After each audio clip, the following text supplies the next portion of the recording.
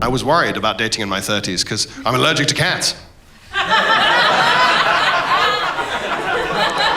Once you switch the age range to 30 plus on the apps, every second person's got a picture of their fucking cat. And the caption is like, don't swipe yes if you don't get along with my son. I didn't think the fishing kit that came with life rafts worked. Like, I didn't think it was for anything.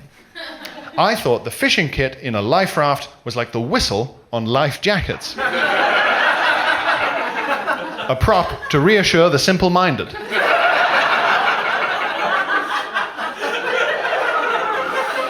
You know, a whistle, you're going to slap into the Atlantic at 1,000 miles an hour. Boop, boop.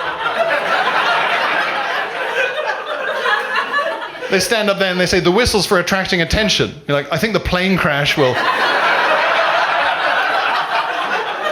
It's a better start when it comes to attracting attention. The enormous plume of smoke. I have a lot of vegan friends. It's a big thing in comedy. A lot of comedians are vegan. And I admire it. I admire the hell out of it because it seems incredibly difficult. And I just don't have that strength. I don't have that discipline. I talk to them and I say, what did you have for breakfast? You know, your daily life? And they go, well, I had an omelet. And I'll be like, well, no, you didn't. Those have eggs in, don't they? What did you really have? And they say, well, I had a vegan omelet. And they go, yeah, but what's it made from? Ghosts? What is it? Come on. If it's not made from egg, there's not much left of an omelet, is there? Just some loose peppers. And they go, no, well, okay, so what you've got to do if you want to make a kind of vegan egg white substitute, you've got to get like a tin of chickpeas, and you need to open it, and you've got to drain the water from the chickpeas and separate it out. And already I've quit veganism, and I've bought an egg. Like those people who tell you horrible facts to try and cheer you up, as if that makes sense, you know? As in, like, you go, oh my God, look at all the flights are cancelled, my whole holiday's fucking ruined, I can't go, I can't make it. And they go, well, people are being murdered in Afghanistan, so... And you go, oh, now I am sad about two things. Thank you. I've never understood how that's supposed to make you feel better. But what fucking reaction do those people want from me? Oh, fuck, my holiday's ruined. Well, people are being murdered in Afghanistan. Yeah, you're right. Yeah. Is that what you want, you sociopath? I mean, the worst of it was, I originally grew up, at least initially, in South Africa, so I didn't have this when I was a kid. But when I moved here, I discovered that all of you were being shamed into finishing your food using hypothetical African children.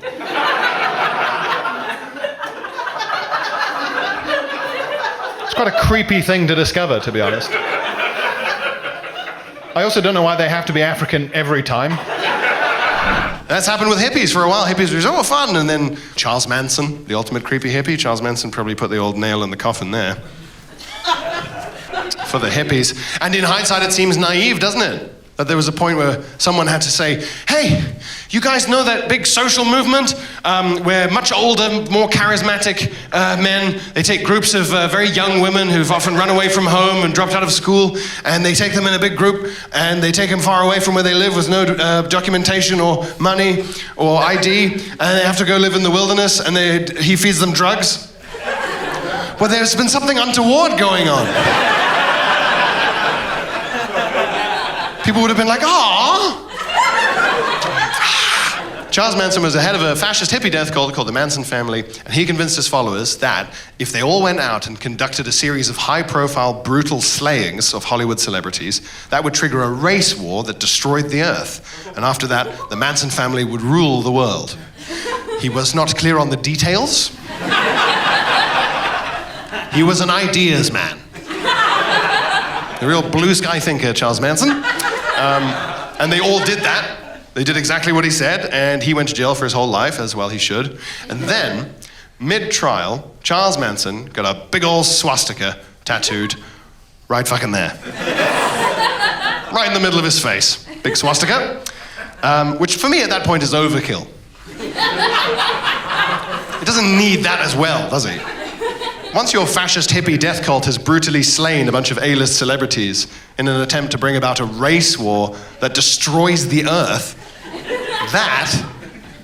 We get it, Charles. You're unreasonable.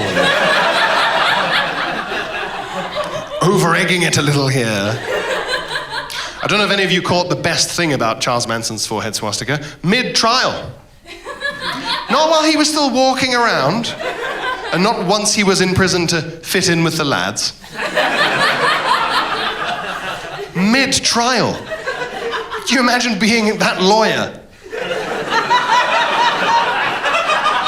It's the most high-profile case for 40 years, and everyone in Hollywood hates you, and you're his defense attorney.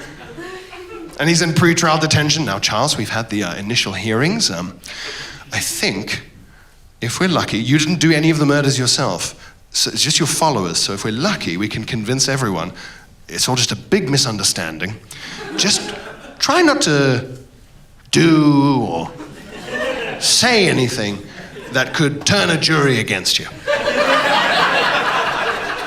The next day, morning! Fuck! You're killing me here, Charles. Day 1 of law school, lesson 1. Try to make sure your client has as few swastikas on their face as possible. We're aiming for nil. It's difficult with that kind of stuff, isn't it? Because it's fun to hear about, but it's true crime. So it's real people's lives. Morning people, they seem to have a good time. Maybe that's why I don't enjoy things. I'm too tired.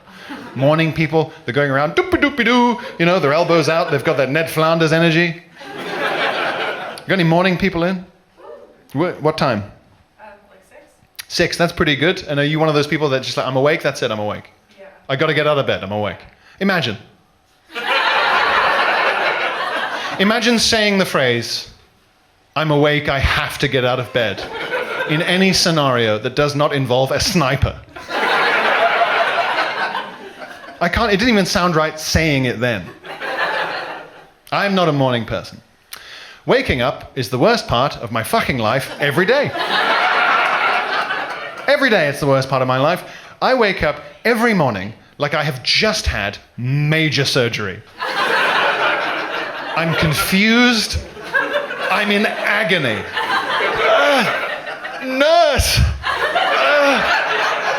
My eyes, it's like trying to blink over Ferrero Rocher. Spiky balls. My mouth tastes like ass. My ass tastes like mouth, I don't know. There's a chance that's how badly I've slept. I've rolled around so much that my pipes have internally rotated, and now the bum end's at the top and I'm tasting it. And then I have to go for the biggest but darkest piss of my life. What does it mean? A dark piss means you need more water, but a big piss means you're fine. It can't be both. I can't need more and less water. And when I say it's dark, I'm not dying. It's not, you know. But it's a rich golden hue. It's the piss of Midas. If you saw fields the color of this piss, you'd be a fine harvest this year. And then you have to have breakfast, and I can't eat that early in the morning, right? My stomach, it's like a shriveled up old carrier bag in your pocket. It's not ready to receive objects yet, yeah? But you have to force feed yourself because the tasks are coming. Uh-oh.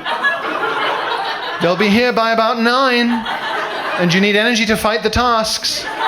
And that's why every breakfast food comes with butter or jam or whatever. It's just lube. Lube it up.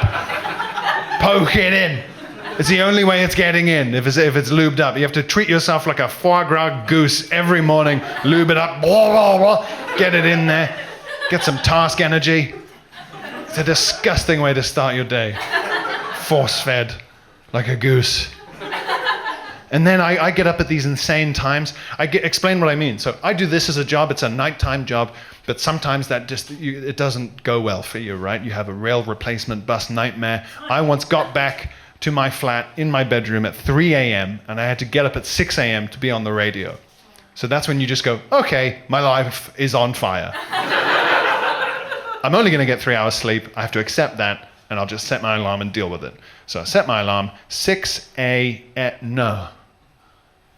6:09.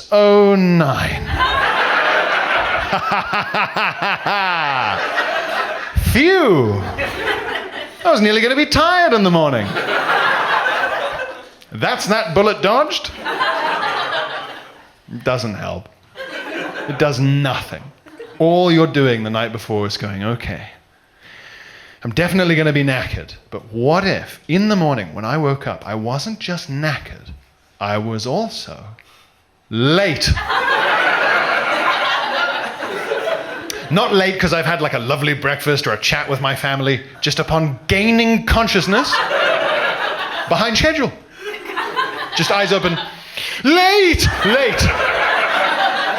That would lend a fun energy to the force-feeding part of the day, late. Oh. And then you have to have coffee, and I like coffee, but I want to have it at my leisure, not by force, as a kind of performance-enhancing drug. And that's what it is. Coffee is there to solve an age-old problem. You are awake. Your bum is asleep. Wakey, wakey, bum. Coffee's going to wake up, bum. Not nicely. Coffee is going to wake up your bum like it's a hostage rescue SWAT team. It's got a battering ram in the door. Pow! Shotgun through the lock of his bedroom door. Blam! Grab your bum by the neck of its pajamas. Where are they? Where are the turds? That's why people smoke in the morning. Did you know that? Same effect, apparently. You fill your body up with smoke, the turds can't breathe in there. Coughing, they flee for the only exit. Like getting a badger out of a den. If that's observational for anyone. It's a horrible fucking way to start 5 days out of every 7. And you're in this terrible state, and then you have to put up with the news. Now, I like the news. I'm subscribed to everything, but like from lunchtime onwards, please. In that delicate state, it's not appropriate. You know, there you are, crusty eyes, stink mouth, big weird piss, panicked, force-feeding, shitting, late. And then a man in a suit appears on the television and just reads out a list of all the war crimes you slept through. Oh, good, you're up. So. Ah, fuck. Shush, leave me alone. I'm not the foreign secretary. These are not my tasks. Later at noon, when I'm emotionally ready for the state of the world. And then you've got your 8 to 10 hours of tasks. Oh, the only highlight is lunch. The shittest meal. And it is. Every good lunch you've ever had was good because it was like dinner. Wow, what a great lunch. Oh, why was it good? It lasted for 3 hours, it was hot food in a restaurant, and we got pissed. Right, dinner then. Dinner. Lunch is terrible. It's a meal deal sandwich. No getting around it. It's a meal deal sandwich at your desk. And they've never been good. But lately, they're full of lies. Someone, over at Big Sandwich, has decided to trick me by scraping the filling out of the middle of the sandwich where it lives, and instead smearing it onto the external lips of the sandwich in order to give the impression of a sandwich that overfloweth with filling and bounty. And so when you're standing there in front of your bank of depressing meal deal sandwiches in your shop of choice, peering at them through their sweaty little windows, like some Amsterdam punter, you see it and you think, my God, is it even legal to fill a sandwich to this extent? The tuna mayo cucumber is bursting out of this thing. Have I won a prize? Quickly, you buy it, take it back to your desk, you take a bite. Within a desert of bread, betrayal. It's empty. You flip it up, yeah, it's gone, nothing in there. The filling was on the outside the whole time. And now you get to poke it back in with your fingertips. Even though they're still horrible from the bus. Undignified, unacceptable. Oh, you can have a wrap. Their shit as well. A wrap is a tube of mayonnaise cut in half. It's a tube of fucking mayonnaise, and one half's got a shred of chicken in, and the other half's got the bum piece from a lettuce. And if you can choke those down, what's your reward? A sailor's knot of plain pastry at the base. A flavorless fist of dough that you get to gnaw through like a dog. It's like dentist sticks texture. You can feel it cleaning your gums while you eat it. I got so heavy, I killed a chair with my ass. I killed a chair, I murdered it, it died. I killed it. It turns out chairs have a maximum weight. I didn't know that. It's in the manual. Chairs come with small print, it turns out. You think something relatively simple like a chair would not have a sort of trap element. Also, I don't read the manual when I buy a chair. Not to sound arrogant. But when it comes to sitting in chairs, I do rather feel like I've been to the University of Life. And I was wrong, it was hubris. Because there is a little warning in there that says, beware. If you weigh 100 kilograms or more, and I weigh a lot more than that, dense boy. If you weigh 100 kilograms or more, beware. The IKEA Herkel-Durkel chair, whatever it is not equipped for someone of your sheer density, and you're taking your life into your own hands. And that's why it died. It died. I was on quite an important Zoom call, to be honest, actually. And while I was on this Zoom call, the chair was in the elevated position, right? Like that, with a little paddle there. And it died under me. It died under me like an elderly lover.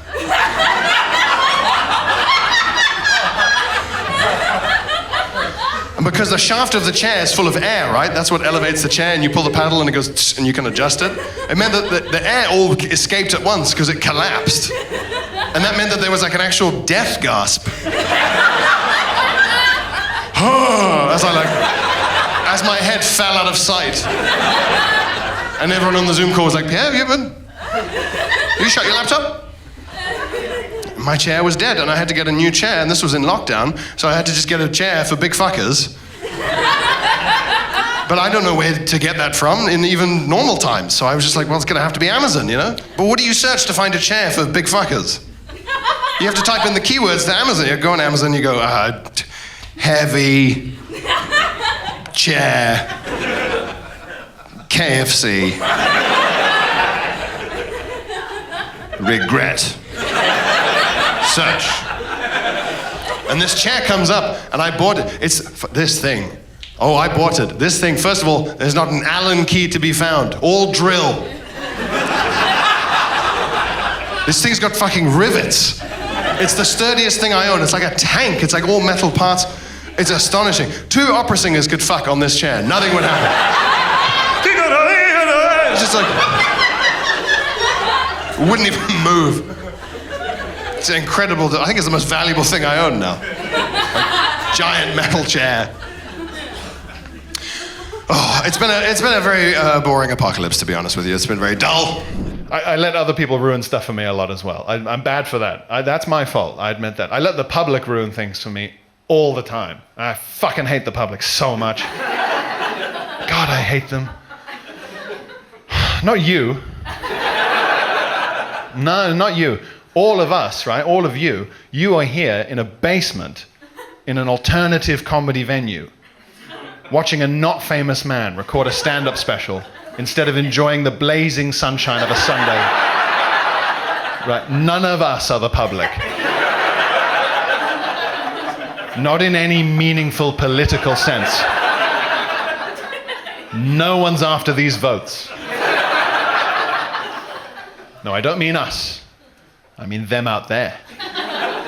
You've seen them. Getting basic questions wrong on daytime quiz shows. Throwing up on the bus. Stopping and checking their phone at the top of a busy flight of stairs. The public. The reason we can't have nice things. I'll let them ruin stuff for me all the time. I'll give you an example of when I let them ruin something for me. So I live in London with my partner, and her parents came to visit us in London from not London. Right? If you live in London, those are the two places on earth. And when someone visits London from not London, you must go see a show in the West End. It's in the Magna Carta. It's the law. So we took her parents to go see a show called The Play That Goes Wrong. Has anyone here seen The Play That Goes Wrong? A few people. So if you don't, woo indeed, it's very good. If you don't know The Play That Goes Wrong, it's like a parody of an Agatha Christie mystery. You know, The Mousetrap. Yeah, you're in a stately home, someone's been murdered, did the butler do it? You've seen it. Even if you haven't literally seen it, if you've watched a single evening of ITV, you've seen it. You know exactly what I'm talking about. You know all the characters. So that's the premise, right? But it's like a parody, right? And the joke is that, oh no, this serious murder mystery is being put on by a bunch of fuckwits who mess it up, right? They get it all wrong. And like they get their lines wrong, and the costumes get all mixed up, and the set falls down. Ha ha ha. Now, can I just say how hard it is to accurately describe The Play That Goes Wrong without coming across like I have nothing but contempt for The Play That Goes Wrong. I've seen it twice, it's a guaranteed good time. You just have to understand, it's very hard to positively describe a farce. Oh, it's a farce. So it's very good, and we go in there, we sit down, and the seating arrangement is as follows, yeah? It goes parent, parent, girlfriend, me, empty, empty, aisle, yeah? I'm on the flank. I'm vulnerable to the public. The public come in and sit down. Today, they have taken the form of a Spanish lady and her boyfriend. Spanish lady sits next to me, the boyfriend completes the row. First thing I notice about them, they're both pretty tooty from a day of day drinking. Swollen necks. Second thing I noticed, they each have an entirely plastic bottle of white wine from the theatre bar, one each. Now, I'm not against this so far, but it's a yellow card. To be honest, my first real problem with them, too many snacks. I mean, we're talking cheese and onion Pringles, we're talking wine gums, we're talking Revels. Now, all of these are fine if you eat them in order. But these fucking savages had open-bagged all three of those. Mixing and matching. It's not tapas, madam. Not this. I mean, cheese and onion Pringles and wine gums. Are we happy with that flavor-texture combo on the molar? They weren't even smell-checking the Revels. If it's coffee, so be it, apparently. Chuck it in there, Heston, let's invent. So I thought, okay, these two are going to be a problem in a way that only I can perceive, apparently. But I could never have predicted the precise way. So, the first thing that goes wrong in The Play That Goes Wrong, it's not a big spoiler, don't worry, is that they find the body right at the start, dead body, and people come on stage, and every time each character sees the body, they say, oh no, there's been a murder, and the music is supposed to go, ba, ba, ba, like that. And then a guy comes on, and the tech guy fucks it up. He goes, oh no, there's been a murder, and no sound. So then he has to just keep going, oh no, there's been a murder. Oh no, there's been a murder. Oh no, there's been a murder. Like looking at the tech guy, like, you know. And everyone's laughing, everyone's excited. This is what we've paid for. People are nudging each other. I think it's starting to go wrong. At that moment, the drunk Spanish lady next to me says, at this volume, oh my God, he forget the music? And I thought, well, I hope this isn't a pattern. That fucking lunatic, audio described for the blind,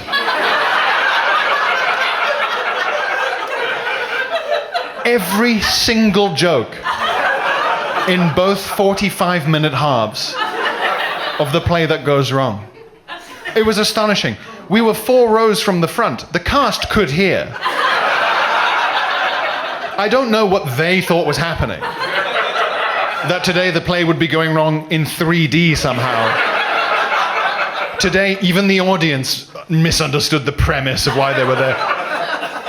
And she was just yelling this, and obviously the steward had to keep coming over from her little, air hostess flippy chair to tell her to stop, right? And she would have to come over and just be like, "Madam, please. You can't live like this. Please stop describing the play." And every time the Spanish lady would do that kind of like drunk person in trouble, like, "Oh, I'm in trouble," But if you're a member of staff like this poor woman, you have to believe the customer, right? You can't secondarily jab your finger in their face and go, "You better not be fucking lying to me."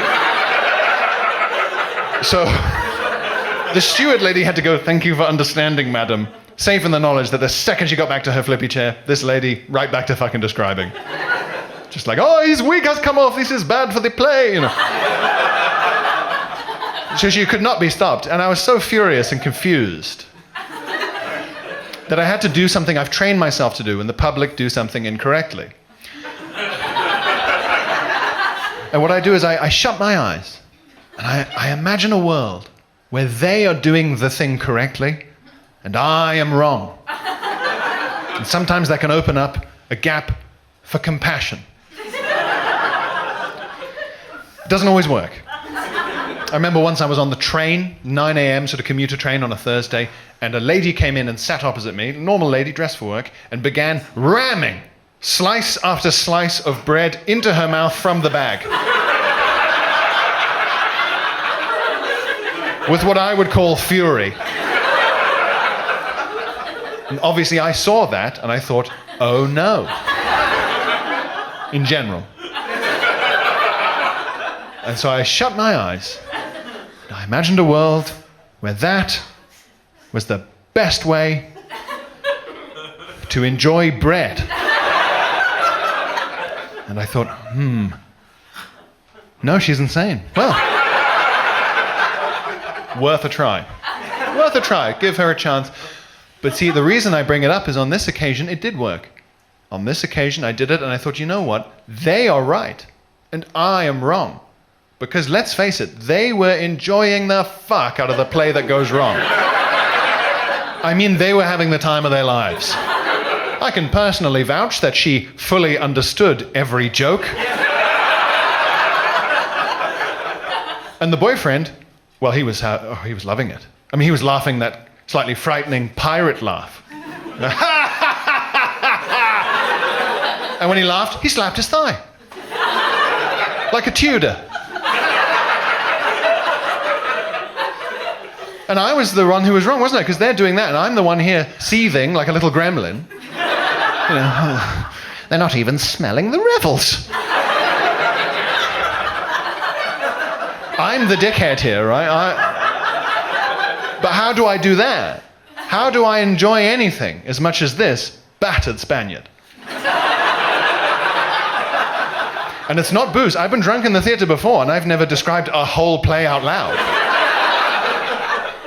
So what is it? And so I've got to figure it out, because you know what? It's costing me money as well, this attitude problem of mine.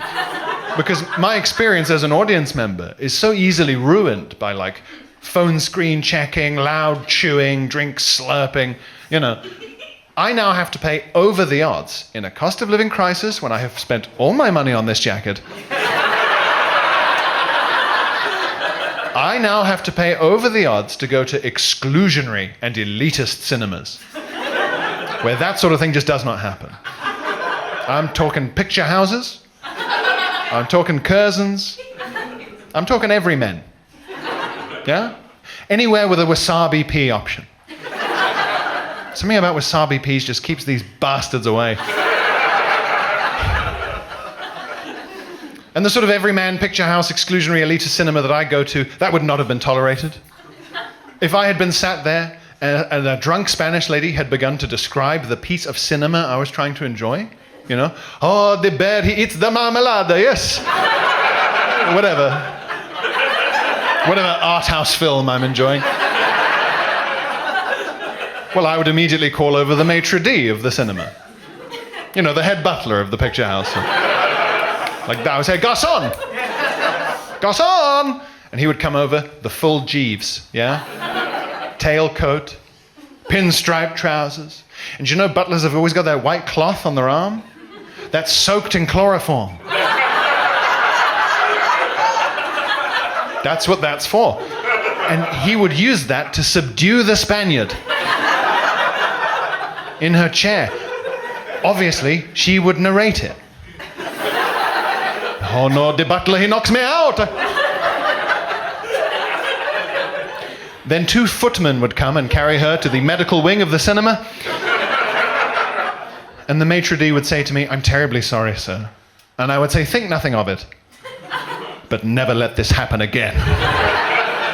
And he would say, "Of course, as a token of our apology, please accept this 175 milliliter screw-top Malbec. En plastique." I would say, "Thank you," and I'd take that, you know. And then he would go, "Rewind the film. We're all going to watch it from the beginning again, properly." And then he'd take her chair and have it burned. Is that so much to ask? From £5 Odeon Thursdays or whatever? Apparently so. I don't think we're ever gonna stop eating chicken. They say the future's vegan, and I guess we could all cut out beef and lamb and whatever, but chicken is just, it's too good. It's too good. And I don't mean that just in terms of taste. I mean as efficiency as a food source. It's incredibly efficient. Like if you were a farmer and you'd never heard of a chicken, and I explained one to you, you'd think I was fucking lying. It's that good. You'd be like, this cannot be a real animal.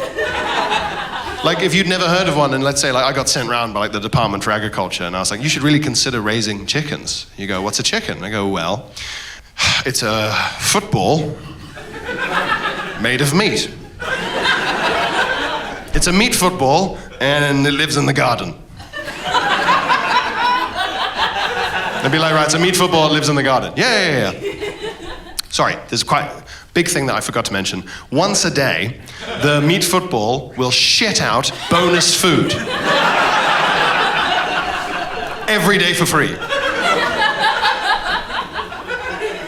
And the bonus food it shits out is one of the best foods in the world. On its own, it's delicious, salt and pepper. Mix it with flour, have a birthday cake, whatever you want. It's very flexible. Glaze a bun, it doesn't matter.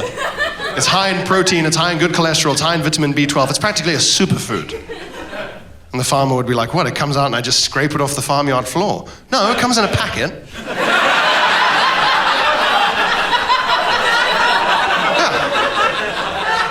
Just arrives in a packet. You'd be like, there's no fucking way. You'd be looking for the catch. That's what I would be doing if I was that farmer. I'd be like, there's always a catch. There's no such thing as a free lunch. What's the catch here? This thing's laying eggs. What is it, like a lizard, a bird? No, it's a bird.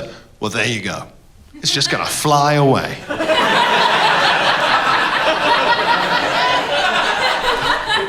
No, I don't think that'll be a problem. What does it, just not have wings? No, it has wings, but they're not so much an escape mechanism as a starter. That's how fucked this animal is. We've bred it for food to the point where its main anti-predation device is just another reason to eat it. It's incredible. We used to be like, there's got to be a catch. With cows and pigs, it's the amount you have to feed them to get them up to weight, right? That's the amount. That's the real expense with cows and pigs. By the way, can I recommend the next time you're worried about a personal flaw, just blame society. It feels good, because not only do you get to seem like clever and insightful, you also just get away with whatever's wrong with you. I think you'll find it's society's fault my house smells like this. Good day. But I do think I have a point, because hyperbole is everywhere now. It's the only language we seem to have. I mean, is Gen Z in? Gen Z? You're pretty young. I'm guessing because the light's in my face and people moisturize. I can't tell. I've looked like this since I was fucking 11. I don't. You must be Gen Z, right? I've been on TikTok. I've seen what you guys are up to, and I don't like it. There's a comment on TikTok that the Gen Zers, they leave it under videos they like, whatever, a dog opens a jar. And the comment is, I'm throwing up, I'm crying, I'm dead. That's a stock phrase. I'm throwing up, I'm crying, I'm dead. It's not an appropriate response to anything, is it? Apart from Ebola.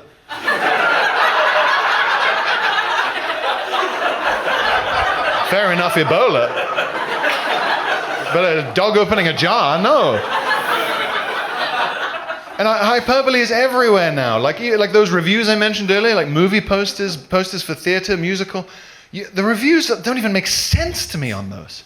I'll be in like the London Underground, say, and they got those big posters for the West End shows, and the quotes at the bottom will be like, "This show left my sense of place in the universe shattered." And you go, oh my God. You read the next quote and it's like, "I was sick into my lap.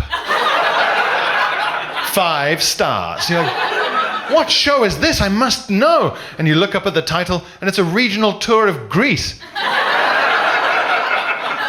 And you just think, that can't be for that. That's not for that, is it? How could it possibly be? And it's all over comedy as well. There's a figure in comedy who is the worst for what you might call performative hyperbole, and I really hate him a lot. It's the cry laughing emoji. I really hate that guy. You don't need to worry about him. On TikTok, the young people, when something's funny, they use the skull emoji because, as I mentioned, they are dead.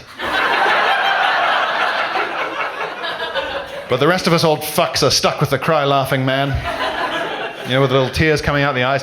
And the reason I hate the cry laughing emoji is because I need him. I need him. If you cover your online video in cry laughing emojis, people click on it like 1,000 times more. It's depressing, but it's true.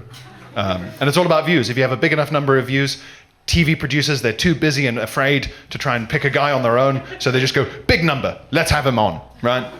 That's how it works now. So we need views, so we need the cry laughing emoji. That's what the business is. It's all just online fucking. It's not like the old days. I know comedians from the 80s and 90s, and it sounds better. Just back then, you go to the terrifying pub, you go into the basement, be quite funny for 20 minutes, an incredibly frightening man would give you an envelope, and you go, here you go, see you next week. And you go, oh, thank you. And you'd open it up, 60 quid in there, go home, buy your flat, right?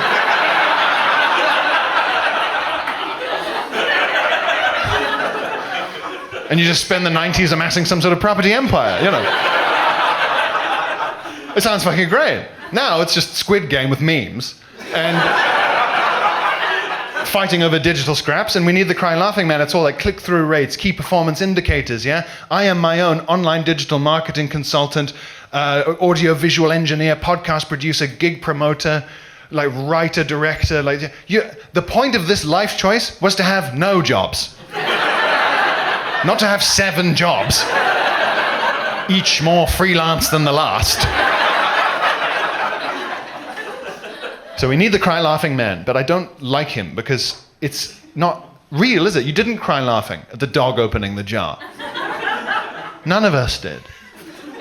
And crying laughing is a big deal. If any of you cry laughing, that is the highest compliment you can pay the chef, right?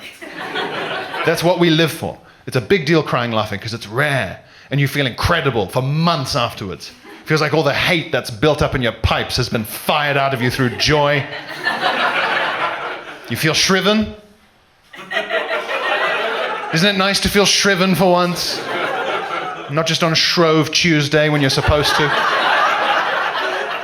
It's a big deal crying laughing. And when you watch the dog open the jar, you didn't cry laughing. What you did was you went, huh. You did a little honk. And that's at best. That is the highest praise you can give to the hilarious online video community. The honk. If we're honest with ourselves, a lot of the videos, we don't even honk. What we do is we watch the allegedly hilarious video in sepulchral silence. And in that silence, we make a calculation about whether or not it's worth forwarding to the family WhatsApp. I don't know if my parents are conversant enough with the universe of SpongeBob SquarePants to really understand why it's funny in this meme that Rishi Sunak is Squidward. I'll send it to the uni friends group. And you make that hilarious calculation in silence in between finishing your shit and wiping. So, Don't fucking talk to me about crying laughing, because you didn't.